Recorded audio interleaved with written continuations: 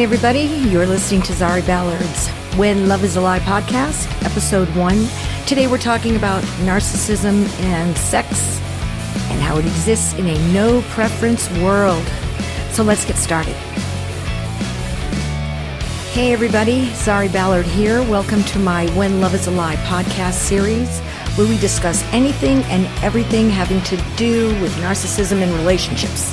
If this is your first time listening, thanks for coming. The When Love is a Lie podcast is produced every Monday, Wednesday, and Saturday for your enjoyment, and show notes are found at my blog, thenarcissisticpersonality.com.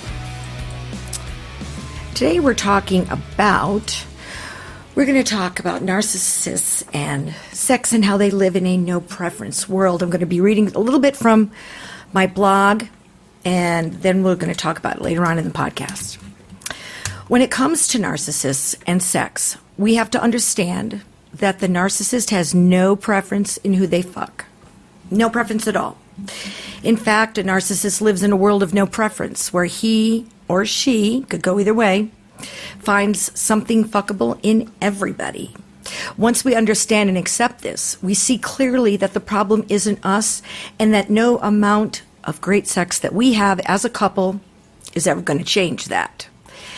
Yes, my friends, no backflips, triple sow cows, or backwards handsprings on our part is ever going to secure us in his preference over anything ever. It's simply not going to happen.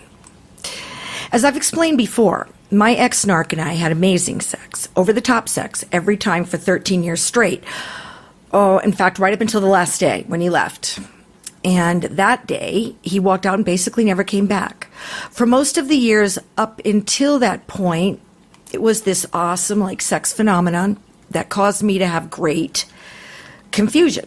It's like, how can we have such terrific sex, yet I still can't kick that feeling that if the opportunity arose to fuck somebody else, that he would take it. It just didn't make sense to me. The truth, however, is that it does make sense. In fact, it makes perfect sense when you really examine how a narcissist thinks about relationships and about people in general. A normal person in a normal relationship is usually attracted to a certain type of person. This could mean that for a guy, he likes blondes or brunettes or girls with big boobs or no boobs or whatever. And for a girl, it could mean she likes guys that are tall or got dark hair or no hair or goatee or whatever. That's what I like, the goatee thing. The partners of these people, the normal people, come pretty damn close to matching that preference. And so we assume that if and when these people choose to cheat, the person that they cheat on us with is going to match that preference as well. That's just if we're involved with a normal person. We assume that, the competition is going to be like us, is going to look like us, dress like us, This is simply how it normally works, and there's no rocket science involved in it. Now, the narcissist, on the other hand, has no preference at all as to who he hangs out with. This is why we're always shocked when we actually get a look at who it is they cheat on us with, or who the partner is of, say, a married narc. I hear it day in and day out, and I went through it myself. In my mind, the other woman or whoever he would triangulate me with must certainly at least look like me, or dress like me, or, I don't know, be my age, or something like that. But it was never the case. And at first, the discovery would make me feel better. And as time passed, however, I started to realize slowly that he had no preference at all. And then suddenly everybody was a threat. Tall, short, fat, skinny, blonde, or brunette, wherever I looked, I saw competition. Yes, the great sex continued, and I imagined it as the almighty connection that would always keep us together. And I was wrong. The fact that the narcissist has no preference may also lead us to wonder, quietly and secretly, if we ever even talk about it, if the narcissist perhaps swings both ways. All the homophobic rhetoric that a narcissist spews whenever necessary, whenever the subject arises, suddenly means nothing. In fact, the more rhetoric my ex spewed about this gay guy or that gay guy, or some sexual fetish or deviance, the more suspicious I became. All at once, I would put nothing past him. Not that he would ever admit to such a thing, of course, because they never do. Okay? Or that I would ever really have a reason to think that way. Okay? It was just a feeling that I got every once in a while when he would disappear and there was no other girl to be found. I've come to believe that because the typical narc would never admit to this particular behavior or take chances on getting caught, narcissists who are curious about swinging both ways or periodically even do it will go underground to places we've never even think about looking for them, let alone finding them in order to get it done. Okay? They're going to go places we don't even know exist in your town. Okay? And this is why they don't worry about getting caught. Okay? This is just a theory, my theory. My thinking is that narcs don't have preferences because they don't feel loyalty and attachment. They simply don't care about anything in particular. This is why they can swing both ways, upside down, backwards, without blinking an eye. This is why a narcissistic partner will leave you to go live or hang out in a place that is far beneath what you have to offer. One woman I spoke with was shocked that her narcissistic husband would leave her and the children and their beautiful home only to shack up with some girl in a trailer on the worst side of town. My ex did the same thing. He'd disappear from my upscale apartment in the mountains, and 2 weeks later I'd find him living in a no-tell-motel looking perfectly smug and comfortable. This is mind-boggling narcissistic behavior that only proves that a narcissist does not and will not ever know what he has, no matter how good it is. He simply doesn't care either way.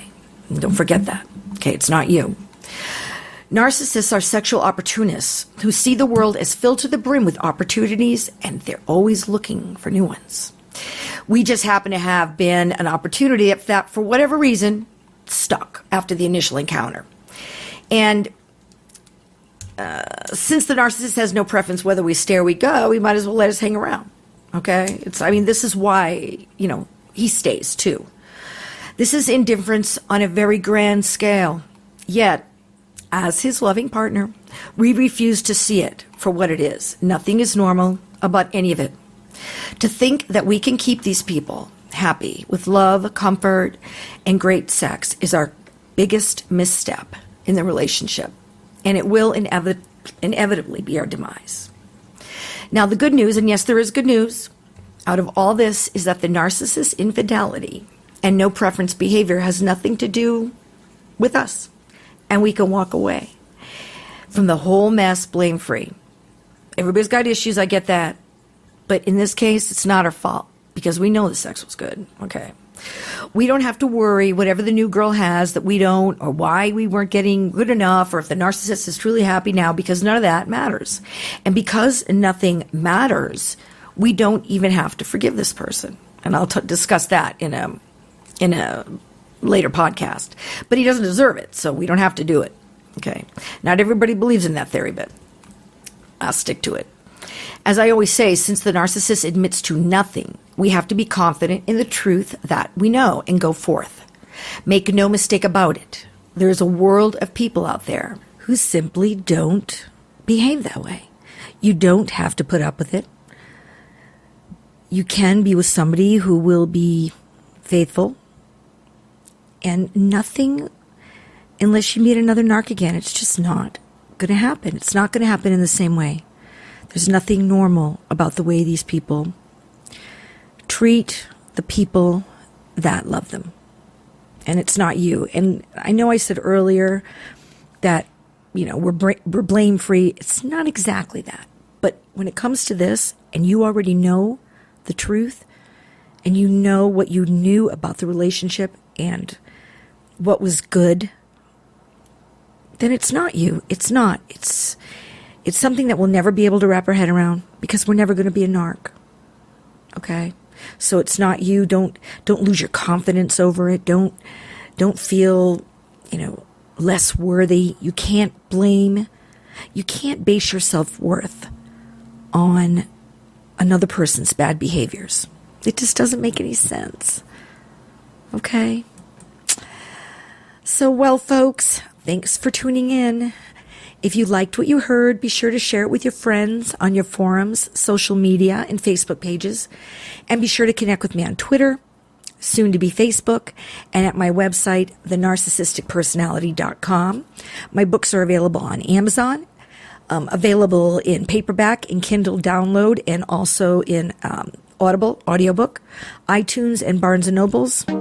I will see you next time. This is Zari Ballard, and this is the When Love is a Lie video podcast.